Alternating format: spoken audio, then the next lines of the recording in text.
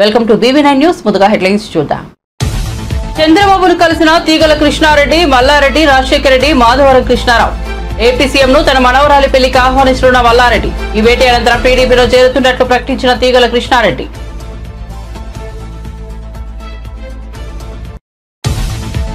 సింగరేణి కార్మికులకు బోనస్ చెక్కుల పంపిణీ కార్యక్రమంలో పాల్గొన్న బట్టి విక్రమార్క. ప్రగతి భవన్ వేదికగా సింగరేణి కార్మికులకు బోనస్ చెక్కుల పంపిణీ. ప్రకటనలకే పరిమితం కాకుండా పండుగకు ముందే కార్మికులకు బోనస్ ఇవ్వడం సంతోషమని వెల్లడి. వైఎస్ జగన్ పుంగనూరు పర్యటన రద్దు వెల్లడించిన మాజీ మంత్రి పెద్దిరెడ్డి రామచంద్రారెడ్డి. కక్ష సాధింపు చర్యలు మానివేసి అభివృద్ధి పనులపై దృష్టి పెట్టాలని వ్యాఖ్య.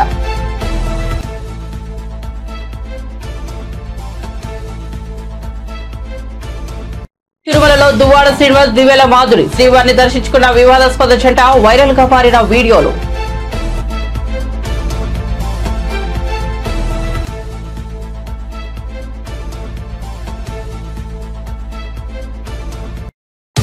వైసీపీ నేత నందిగం సురేష్ కు మరిన్ని చిక్కులు. 2020లో వెలగపూడిలో మరియమ్మ అనే మహిళ హత్య. ఈ కేసులో నందిగం సురేష్ ను కోర్టులో హాజరుపరిచిన పోలీసులు. ఈ నెల 21 వరకు రిమాండ్ విధించిన మంగళగిరి కోర్టు.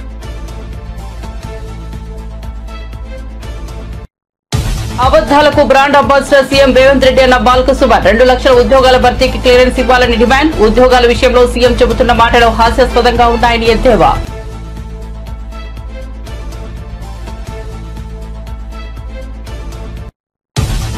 రెండు లక్షల పైబడి రుణమాఫీపై సమీక్ష. దసరా తర్వాత ఉంటుందన్న మంత్రి తుమ్మల. 25,000 కోట్ల రుణమాఫీ 10 నెలల్లో పూర్తయిందని వెల్లడి. మహారాష్ట్ర ఎన్నికల ప్రచారంలో ప్రధాని వ్యాఖ్యలు సరికాదని వ్యాఖ్య.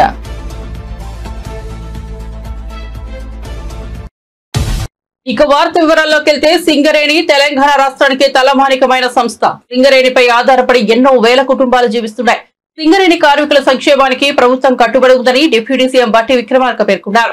సోమవారం ప్రజాభవన్ లో సింగరేణి కార్మికులను దసరా బోనస్ చెక్కులు పంపిణీ చేశారు. ఈ సందర్భంగా డిప్యూటీ సీఎం మాట్లాడుతూ 2023-24 ఏడాదిలో సింగరేణి లాభం 4,701 కోట్లు నమోదైంది. సింగరేణి కార్మికులకు సంతోషంగా బోనస్ ప్రకటిస్తున్నామన్నారు. సింగరేణి కార్మికులకు 796 కోట్లు బోనస్ గా ప్రకటించారు. ఒక్కో కార్మికుడికి సగటున 1.90 లక్షల బోనస్ వస్తుంది. సింగరేణిలో శాశ్వత ఉద్యోగులు 41,837 మంది.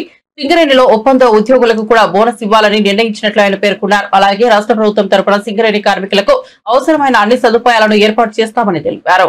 వైసీపీ అధినేత మాజీ సీఎం జగన్ పొంగునూరు పర్యటన రద్దు చేసుకున్నట్లు వెల్లడించారు. మాజీ మంత్రి వైసీపీ సీనియర్ నేత పెద్దిరెడ్డి రామచంద్రారెడ్డి చిన్నారి అశ్వియ అంజుమ్ హత్య నేపథ్యంలో ఈ నెల 9వ తేదీన అశ్వియ అంజుమ్ కుటుంబ సభ్యుల్ని పరామర్శించేందుకు పొంగునూరు పర్యటనకు సిద్ధమయ్యారు వైఎస్ జగన్. అయితే జగన్ పర్యటన రద్దు చేసుకున్నట్లు వెల్లడించారు పెద్దిరెడ్డి.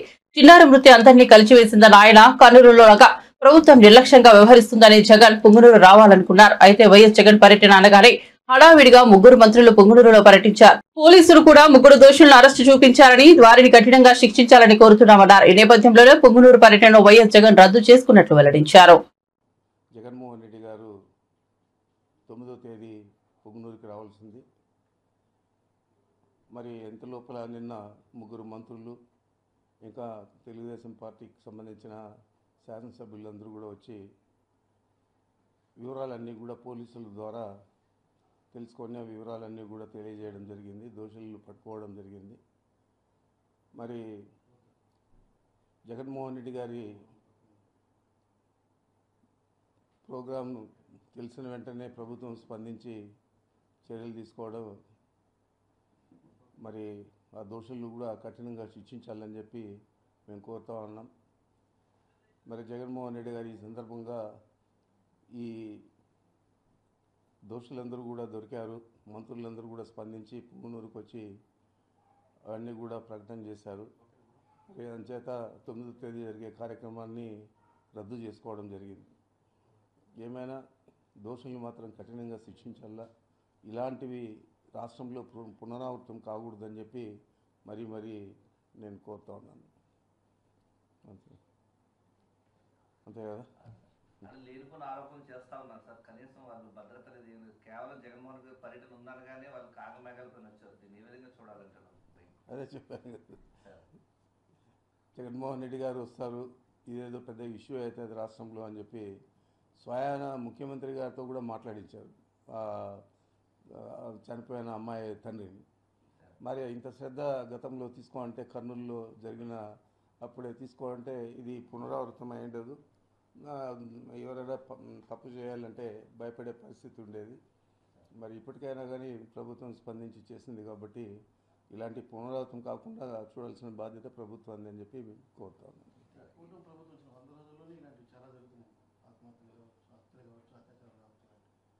అంటే ఇదంతా కూడా మీకు తెలియదు కాదు, రెడ్ బుక్ సంస్కృతి, అందరినీ కొట్టడము, చంపడము, ఇట్లా చిన్నపిల్ల అమ్మాయిలంతా కూడా రేప్ చేసి వాళ్ళను హతమారిస్తే కర్నూలులో కనీసం కనుక్కోలేకపోవడం, దోషులను పట్టుకోలేకపోవడం, ఈ విధంగా రాష్ట్రమంతా కూడా ఈ రెడ్ బుక్ సంస్కృతి ఇప్పుడు దాకా కొనసాగింది.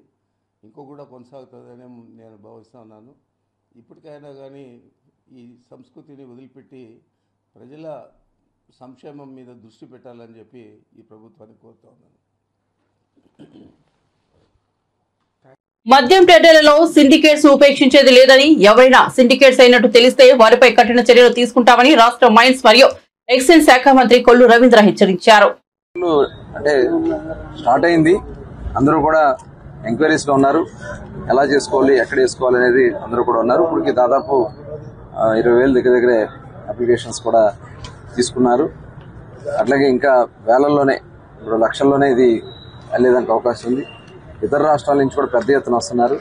ఎందుకంటే దీని ద్వారా ఏదైతే మనం ఎక్సైజ్ డిపార్ట్మెంట్లో చేస్తున్నటువంటి ప్రక్షాళన వల్ల, అలాగే అక్కడ మనం తీసుకొస్తున్నటువంటి బ్రాండ్స్ వల్ల కానీ ప్రజల్లో మరి ఒక స్వచ్ఛమైనటువంటి అతి తక్కువ ధరకి క్వాలిటీ లిక్కర్ ఇవ్వాలని, లో ప్రైస్ క్వాలిటీ లిక్కర్ ఇవ్వాలనేది రాష్ట్ర ముఖ్యమంత్రి గారి ఆలోచన.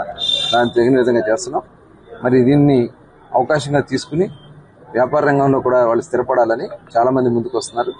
తప్పకుండా చాలా పారదర్శకంగా ఇక్కడ డ్రాస్ తీయడం జరుగుతుంది. ఎట్టి పరిస్థితుల్లో సిండికేట్స్ మేము ఉపేక్షించాం. ఎవరైనా అలాంటివి చేసినా అది ఎవరైనా సరే వాళ్ళ మీద చర్యలు తీసుకోవడం జరుగుతుంది. డిపార్ట్మెంట్ కూడా క్లియర్ ఇన్స్ట్రక్షన్స్ ఇచ్చాం.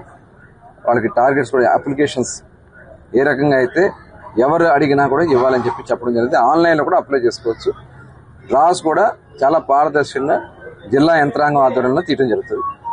తెలంగాణలో కాంగ్రెస్ ప్రభుత్వం ఏర్పాటయ్యాక చోటు చేసుకుంటున్న పరిణామాల నేపథ్యంలో ఇద్దరు బీఆర్ఎస్ ఎమ్మెల్యేలు ఏపీ సీఎం టీడీపీ అధినేత చంద్రబాబుతో భేటీ అయ్యారు. జూబ్లీహిల్స్ లోని చంద్రబాబు ఇంటికి వెళ్లిన ఆ ఇద్దరు ఎమ్మెల్యేలు ఓ మాజీ ఎమ్మెల్యే ఆయనతో సుదీర్ఘంగా చర్చలు జరుపుతున్నారు. దీంతో ఆ ముగ్గురు త్వరలో టీడీపీలో చేరుతున్నారన్న ప్రచారం జరుగుతోంది. బీఆర్ఎస్ ఎమ్మెల్యే మల్లారెడ్డి, ఆయన అల్లుడు మల్కాజ్గిరి ఎమ్మెల్యే మరి రాజశేఖర రెడ్డి, మాజీ ఎమ్మెల్యే తీగల కృష్ణారెడ్డి ఆయనతో భేటీ అయ్యారు. తాజా రాజకీయాలు, ఇతర అంశాలపై చర్చించారు. అనంతరం బయటకు వచ్చిన మాజీ ఎమ్మెల్యే తీగల కృష్ణారెడ్డి తాను త్వరలో టీడీపీలో చేరుతున్నట్టు ప్రకటించారు. అయితే మల్లారెడ్డి, ఆయన అల్లుడు రాజశేఖర రెడ్డి మాత్రం స్పందించలేదు. తన మనవరాలి పెళ్లికి ఆహ్వానించేందుకే చంద్రబాబును కలిసినట్లు మల్లారెడ్డి తెలిపారు. ఎన్నో కష్టాలు పడి ముఖ్యమంత్రిగా మరొకసారి చంద్రబాబు నాయుడు గారు ఆంధ్రప్రదేశ్ ముఖ్యమంత్రిగా కావడం మాకు అందరూ కూడా సంతోషమైన విషయం. ఆనాడు ఎన్టీ రామారావు పాలన మళ్లీ రావాలని, ఈ తెలంగాణలో కూడా మళ్లీ ఎన్టీ రామారావు ఏ విధంగానైతే పేద బడుగు వర్గాల ఆశాజ్యోతిగా నిలిచాడో ఆ విధంగా తేవాలన్న ఉద్దేశంతో ఈరోజు వారిని కలవడం జరిగింది. అంతేకాదు ఈరోజు హైదరాబాద్ నగరం ఇంత సుందర నగరంగా తీర్చిదిద్దామంటే ఆనాడు నన్ను మేయర్గా చేసిన చంద్రబాబు నాయుడు గారు, ఆయన ముఖ్యమంత్రిగా ఉన్నప్పుడే హైదరాబాద్, సికింద్రాబాద్, హుస్సేన్ సాగర్తో పాటు ఈరోజు సైబరాబాద్ సిటీ తీసుకొచ్చింది కూడా చంద్రబాబు నాయుడు గారు. దానికి ఎవరు కాదనలేదు, సాక్ష్యం నేనే. ఈ హైదరాబాద్ నగరంలో clean and green, the best city award, the best tourism award తీసుకొచ్చింది కూడా చంద్రబాబు నాయుడు గారు. అయితే ఈ మధ్య కాలంలో తెలంగాణ అంశం వచ్చి మరి ఏం జరిగిందో మనం అందరం చూస్తూనే ఉన్నాం. కానీ మళ్లీ పూర్వ వైభవం తీసుకురావడానికి మేమందరం కూడా చంద్రబాబు నాయుడు కలవడం, మరొకసారి మనం పిలిచి మాట్లాడుతున్నాడు. తప్పకుండా మళ్ళీ ఆనాడు ఎన్టీ రామారావు గారు ఏ విధంగానైతే పరిపాలన చేసిండో ఆ విధంగా చేసడానికి మేమందరం కూడా కృషి చేస్తాం. నేనందరినీ కూడా శ్రేణులు కూర్చున్నా. చాలా మంది తెలుగుదేశంకు ఎన్టీ రామారావు అభిమానులు ఉన్నారు. ఇంకా వారందరూ కూడా ఏకతాటికి తీసుకొచ్చి మళ్ళీ పూర్వ వైభవం తీసుకోవడానికి నేను ప్రయత్నం చేస్తాను. మీరు టీడీపీలోకి వెళ్తారా సార్? 100%. వైసీపీ మాజీ ఎంపీ నందిగాం సురేష్ మరిన్ని చిక్కుల్లో పడ్డారు. ఇప్పటికే టీడీపీ కార్యాలయంపై దాడి కేసులో నిందితుడిగా ఉన్న నందిగాం సురేష్ వెలగుపుడిలో మరియమ్మ అనే మహిళ హత్య కేసును కూడా ఎదుర్కొంటున్నారు. తాజాగా ఈ మహిళ హత్య కేసులో నందిగాం సురేష్ ను పోలీసులు మంగళగిరి కోర్టులో హాజరుపరిచారు. విచారణ అనంతరం కోర్టు సురేష్ కు అక్టోబర్ 20 వరకు రిమాండ్ విధించింది. టీడీపీ ఆఫీసుపై దాడి కేసులో అరెస్ట్ అయ్యి గుంటూరు జైల్లో ఉన్న నందిగాం సురేష్ ను పోలీసులు తాజాగా మహిళ హత్య కేసులో అరెస్ట్ చేశారు.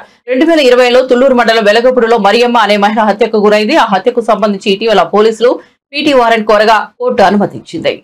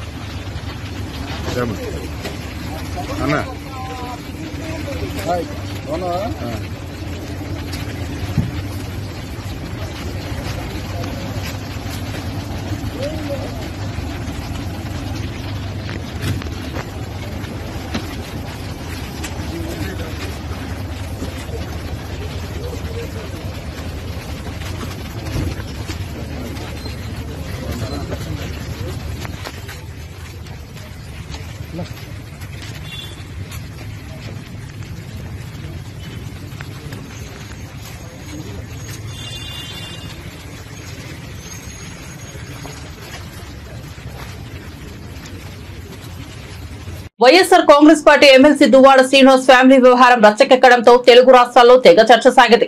ఓవైపు దువ్వాడ వాణి, మరోవైపు దివ్యల మాధురి మధ్యలో దువ్వాడ శ్రీనివాస్ ఇలా హాట్ గా మారింది ఎపిసోడ్. దువ్వాడ కొత్త ఇంటి విషయంలోనే వివాదం చెలరేగిందనే చర్చ సాగింది. ఈ ఇంటి ముందు దువ్వాడ వాణి తన కూతుర్లు బంధువులతో సహా ఆందోళనకు దిగితే ఏకంగా ఆ ఇంటికే ఎంట్రీ ఇచ్చింది మాధురి. దీంతో మరోసారి ఉద్రిక్త పరిస్థితులు తలెత్తాయి. అయితే నేను దువ్వాడకు ఇచ్చిన డబ్బుల కిందకు తనకు ఈ ఇల్లు రాసిచ్చారంటూ ఓ వీడియో విడుదల చేసింది. దాంతో ఆ ఎపిసోడ్ లో మరో ట్విస్ట్ వచ్చి చేరినట్లయితే ఇప్పుడు ఉన్నట్టుండి దువ్వాడ శ్రీనివాస్, దివ్యల మాధురి తిరుమలలో ప్రత్యక్షమయ్యారు. శ్రీవారి వార్షిక బ్రహ్మోత్సవాలు జరుగుతున్న వేళ దువ్వాడ మాధురితో కలిసి తిరుమలకు వచ్చారు దువ్వాడ శ్రీనివాస్. దువ్వాడ శ్రీనివాస్, మాధురి ఓ ఎలక్ట్రిక్ స్కూటర్ పై తన ఇంటి ఆవరణలో చక్కర్లు కొట్టిన ఓ వీడియో సోషల్ మీడియాలో వైరల్ గా మారింది. అది స్కూటర్ ను ప్రమోట్ చేసేందుకు చేసిన వీడియో అయినా రకరకాల ఆడియో సాంగ్స్ యాడ్ చేసి సోషల్ మీడియాలో వైరల్ గా మార్చేశారు నెటిజన్లు. ఇక ఇప్పుడు తిరుమలలో దువ్వాడ శ్రీనివాస్, మాధురి ప్రత్యక్షమయ్యారు. శ్రీవారిని దర్శించుకుని తిరుమాడ వీధుల్లో తిరుగుతున్న వీడియోలు, ఫోటోలు ఇప్పుడు సోషల్ మీడియాను షేక్ చేస్తున్నాయి. ఇంతకాలం గుట్టుగా ఉన్న వాళ్ళు ఇప్పుడు మరింత రెచ్చిపోతున్నారంటూ కామెంట్లు పెడుతున్నారు నెటిజన్లు. ఇక దాచేదేమీ లేదు, అంతా ఓపెన్ అంటున్నారు.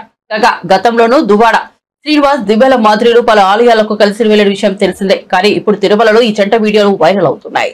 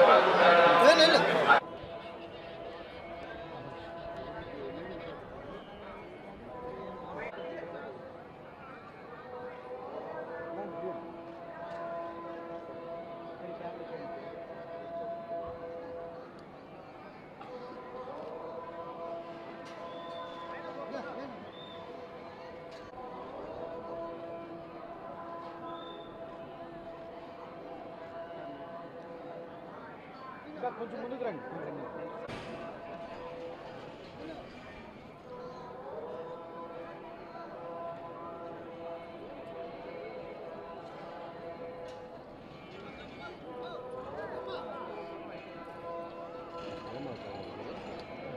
బ్రహ్మోత్సవాల కోసం మాట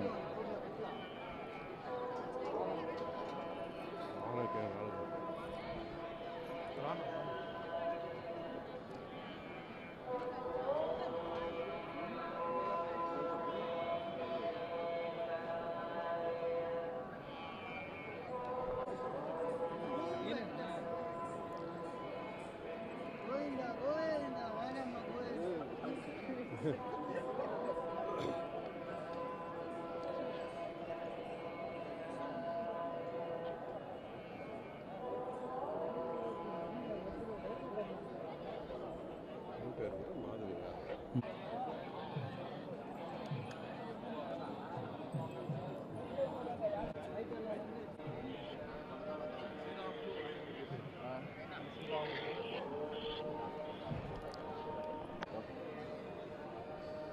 వచ్చాను సార్.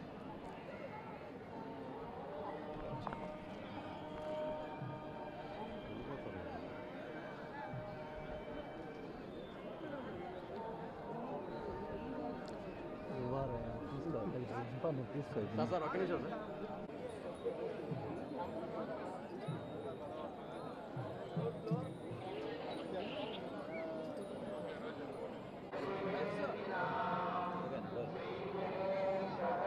శ్రీ శ్రీ శ్రీ వెంకటేశ్వర స్వామివారి దర్శనార్థం అలాగే బ్రహ్మోత్సవాల సందర్భంగా స్వామివారి తాలూకా మరి మాడవీధుల్లో జరుగుతున్నటువంటి బ్రహ్మాండమైనటువంటి స్వర్గతుల్యంగా జరుగుతున్నటువంటి ఈ కార్యక్రమాన్ని కళ్ళారా చూద్దామని ఇవన్నీ తనివి తీరా చూసి స్వామివారి దర్శనం.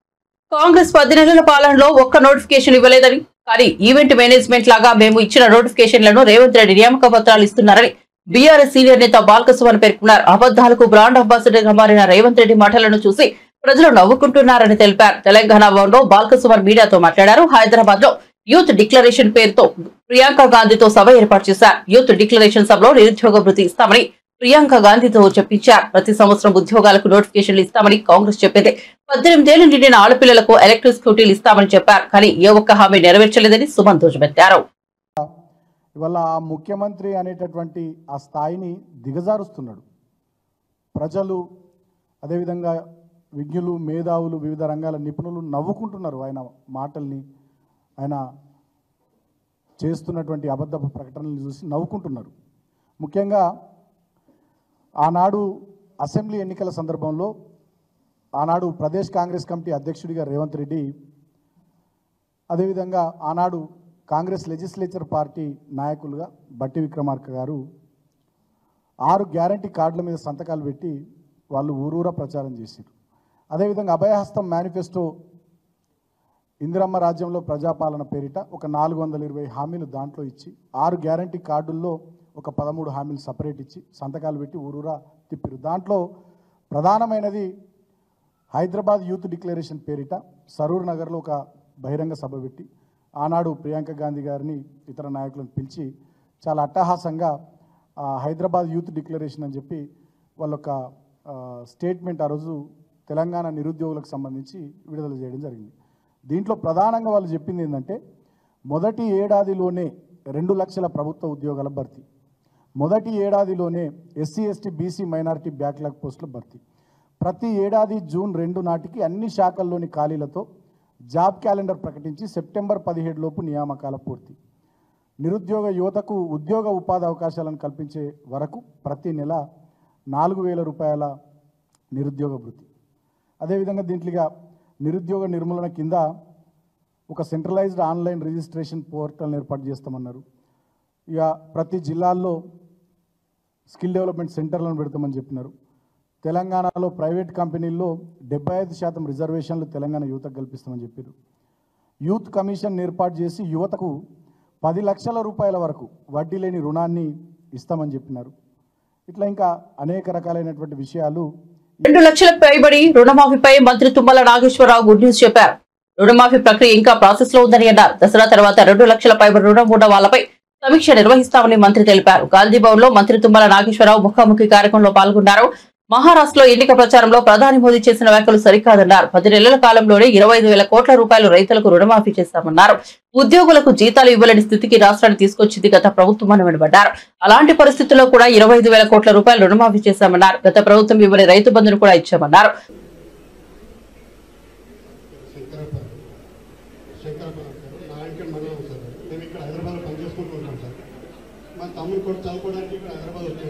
వచ్చినప్పుడు రేషన్ కార్డు పేరు ఎక్కించేసాడు. ఆయన 19లో కూడా పంచాయత్ సెక్రటరీ ఉద్యోగం వచ్చింది, ఇంటికి వెళ్ళిపోయాడు, పెళ్ళి పిల్లలు.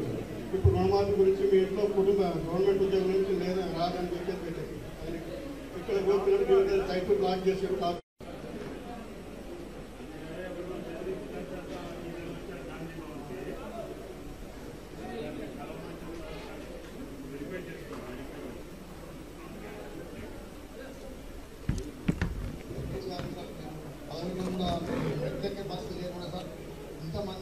చాలా సంతోషంగా ఉన్నారు. డైరెక్ట్ మంత్రి గారిని రాసుడు పిసిసి గారి ద్వారా చాలా సంతోషం సార్. నేను ఒక చిన్న కాంట్రాక్టర్ సార్, నాకు ఒక చిన్న అమౌంట్ వచ్చేది సార్, చాలా పోయింది. నేను కాలేదు సార్, ఐటీడీ ద్వారా బోర్వెల్ వేసి మోటార్ వేయలేదు సార్. 2 సంవత్సరాలు అవుతుంది సార్. పేమెంట్ చేస్తాను, చిన్న పేమెంట్ కాబట్టి సార్ ఐటీడీ ఊట్లూరు పరిధిలో పిఓ గారి ప్రకారం చేశాను సార్.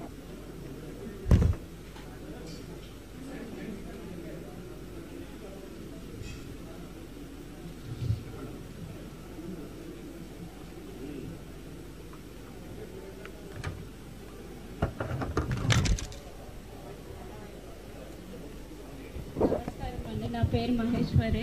నేను 2017లో GNM కంప్లీట్ చేశాను. నేను అప్పటి నుంచి జాబ్కి అప్లై చేస్తూనే ఉన్నాను, కానీ నాకు ఎటువంటి రాలేదు జాబ్. నాకు పేరెంట్స్ లేరు, నాకు 2 పిల్లలు, నాకు 2 చెల్లెళ్ళు, తమ్ముళ్ళు, రెంట్ హౌస్. నేను చాలా కష్టపడుతున్నాను. అసలు నాకు హస్బెండ్. తిరుమల లడ్డూపై మంత్రి సంధ్యారాణి కీలక వ్యాఖ్యలు చేశారు. గత 5 ఏళ్లలో లడ్డూలు అపవిత్రం జరిగిందా అనేది భక్తులే చెబుతారని కోర్టులో అవసరమని ఆమె అన్నారు. బ్రహ్మోత్సవాల్లో భాగంగా ఆమె శ్రీవారిని దర్శించుకున్నారు. ఈ సందర్భంగా సంధ్యారాణి మాట్లాడుతూ 5 ఏళ్లకు ముందు ఏ ప్రభుత్వంలోనూ లడ్డూలో కల్తీ జరగలేదన్నారు. లడ్డూను చూస్తే వెంకటేశ్వర స్వామిని చూసినంత ఆనందం కలుగుతోందన్నారు. అలాంటి లడ్డూ తయారీలో పూర్తి బాధ్యతలు తీసుకోవాలని సూచించారు. గడిచిన 5 ఏళ్లతో పోలిస్తే ఇప్పుడు లడ్డూ నాణ్యత బాగుందని మంత్రి సంధ్యారాణి తెలిపారు.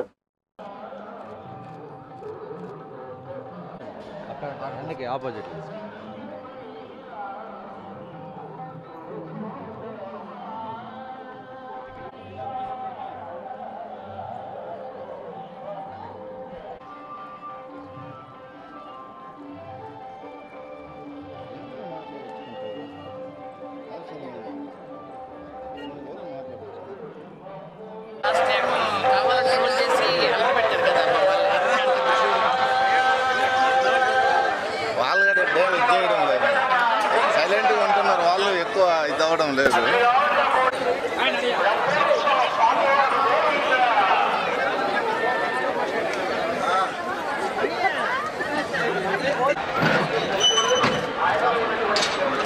నేను కొంచెం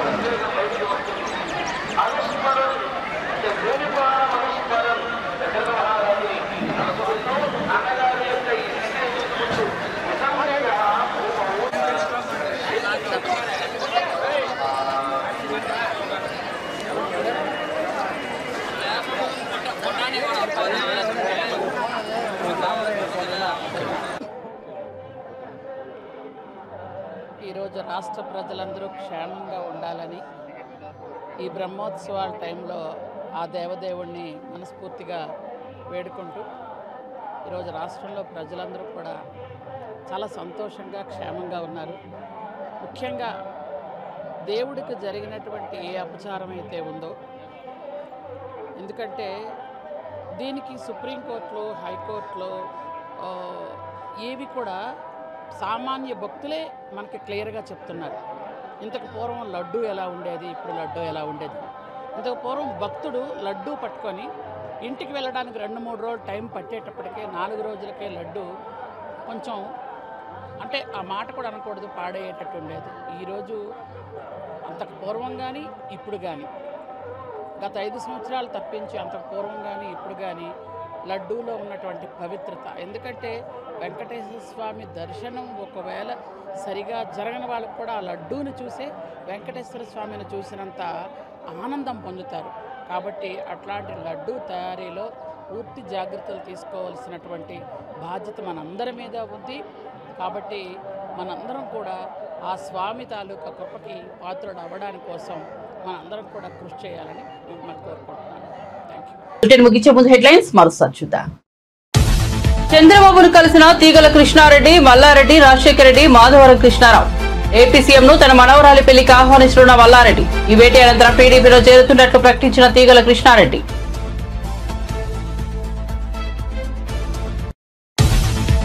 సింగరేణి కార్మికులకు బోనస్ చెక్కుల పంపిణీ కార్యక్రమంలో పాల్గొన్న బట్టి విక్రమార్క. ప్రగతి భవన్ వేదికగా సింగరేణి కార్మికులకు బోనస్ చెక్కుల పంపిణీ. ప్రకటనలకే పరిమితం కాకుండా పండుగకు ముందే కార్మికులకు బోనస్ ఇవ్వడం సంతోషమని వెల్లడి. వైఎస్ జగన్ పుంగనూరు పర్యటన రద్దు వెల్లడించిన మాజీ మంత్రి పెద్దిరెడ్డి రామచంద్రారెడ్డి. కక్ష సాధింపు చర్యలు మానివేసి అభివృద్ధి పనులపై దృష్టి పెట్టాలని వ్యాఖ్య.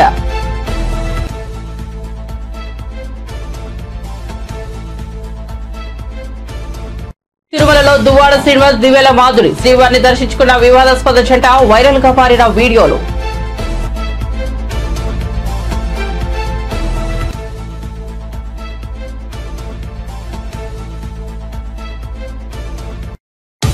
వైసీపీ నేత నందిగాం సురేష్ కు మరిన్ని చిక్కులు 2020లో వెలగపూడిలో మరియమ్మ అనే మహిళ హత్య. ఈ కేసులో నందిగాం సురేష్ ను కోర్టులో హాజరుపరిచిన పోలీసులు. ఈ నెల 21 వరకు రిమాండ్ విధించిన మంగళగిరి కోర్టు.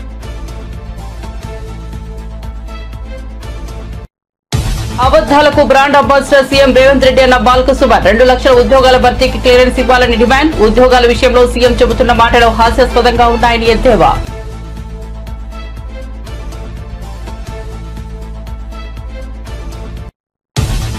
రెండు లక్షల పైబడి రుణమాఫీపై సమీక్ష. దసరా తర్వాత ఉంటుందన్న మంత్రి తుమ్మల. 25,000 కోట్ల రుణమాఫీ 10 నెలల్లో పూర్తయిందని వెల్లడి. మహారాష్ట్ర ఎన్నికల ప్రచారంలో ప్రధాని వ్యాఖ్యలు సరికాదని వ్యాఖ్య.